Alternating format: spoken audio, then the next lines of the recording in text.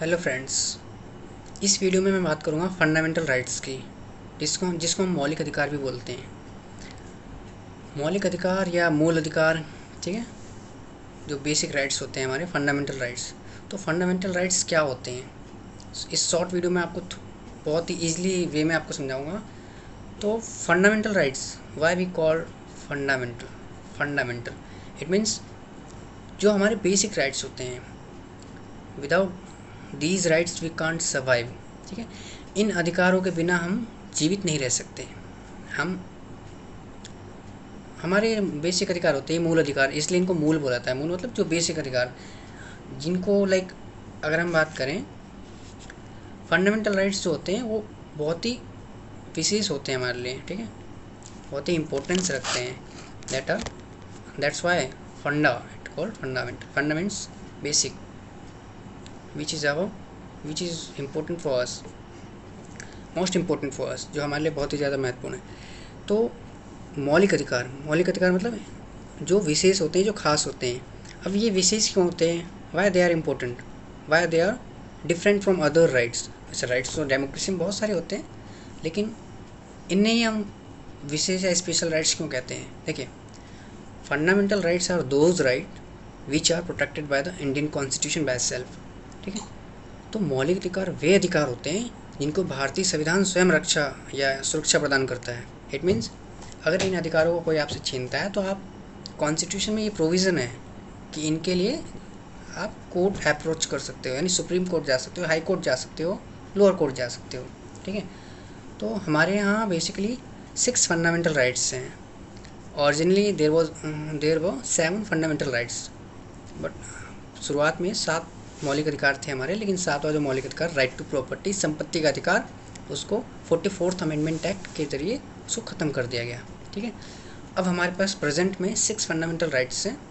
ठीक है, तो फंडामेंटल राइट्स आपको क्लियर हो गया। मौलिक अधिकार क्या होते हैं? मौलिक अधिकार वे अधिकार जो संविधान जिनकी स्वयं सुरक्षा करता है और संविधान में दर्ज है, संविधान में मेंशन है। तो ये अधिकार हमारे लिए खास होते हैं। ओके, तो ये हैं। तो मैं आपको बता देता हूँ 6 फंडामेंटल राइट्स कौन कौन से हैं। पहला फंडामेंटल राइट्स है right to equality, article 14 to 18। तो पहला समता का अधिकार है, समानता का अधिकार, जो अनुच्छेद 14 से लेकर 18 तक है।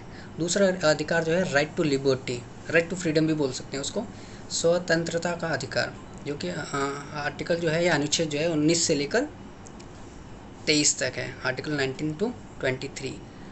थर्ड जो आपका अधिकार है, राइट्स है, जो फंडामेंटल राइट्स है, थर्ड फंडामेंटल राइट है आपका राइट अगेंस्ट द एक्सप्लॉइटेशन, शोषण के विरुद्ध अधिकार, जिसमें आर्टिकल 23, 24 आता है। ठीक है, फिर 24 ये हो गया आपका। फिर 25 से लेकर 28 तक जो आता है आपका फोर्थ फंडामेंटल राइट्स, वो है आपका राइट टू रिलीजियस राइट्स बोल सकते हैं आप, धार्मिक अधिकार। ठीक है, फिर आता है आपका cultural and educational rights, article 29 and 30, जो आपका शिक्षा एवं संस्कृति का अधिकार।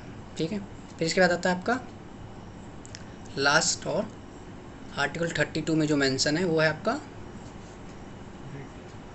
Right to remedy, constitutional remedies, है ना। इसको हिंदी में बोलते हैं संवैधानिक उपचारों का अधिकार।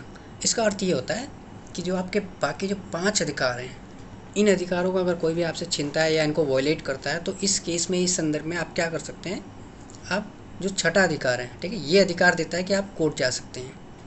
ये इसको इसलिए हम इसको जस्टिसेबल कहते हैं, यानी आप, डॉक्टर B.R. अम्बेडकर ने इसको संविधान की आत्मा और हृदय कहा था, the heart and the soul of the Indian constitution. इस राइट्स को क्यों?